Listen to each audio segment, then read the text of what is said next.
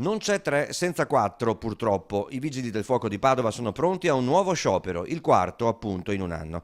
Ci sono in funzione mezzi che hanno più di 20 anni, una situazione disastrosa secondo l'USB, che mai aveva pregiudicato così gravemente il soccorso ed è parte di una più ampia avvertenza iniziata 6 anni fa, nella quale si rivendicava, ieri come oggi, la sottrazione di personale da Padova al nuovo distaccamento di Abano Terme, mai rimpiazzato.